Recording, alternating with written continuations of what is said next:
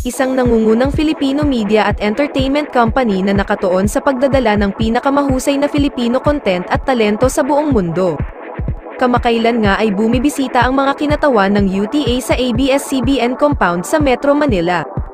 Ang kumpanya ay pumasok sa isang consultancy partnership sa UTA noong Pebrero upang dalhin ang ABS-CBN sa international.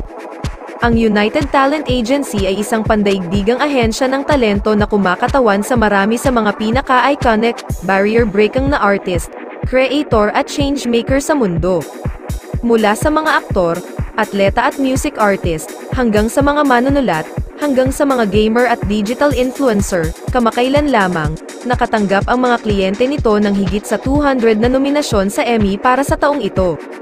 Ang UTA na kinakatawan ni Head of Asia Business Development Max Michael at music agent na si Janet Kim.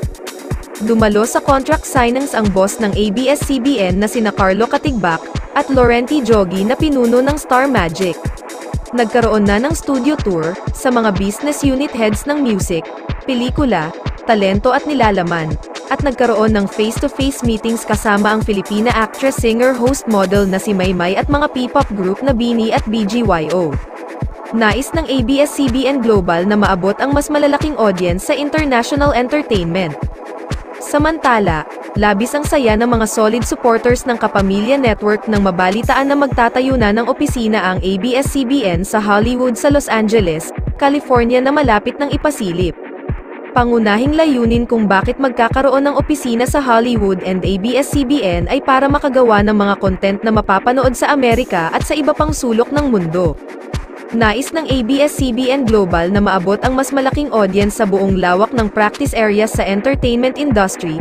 Inaasahan naming tuklasin ang mga pagkakataon para sa aming negosyo at mauna ang aming mga alok sa industriya ng media at entertainment kung saan makakabuo ang mga ito ng ganap na epekto sa abot at pakikipag-ugnayan. Nasasabik kaming makipagtulungan sa UTA para maisakatuparan ito. Ani ABS-CBN Global COO Aldrin M. Cerrado.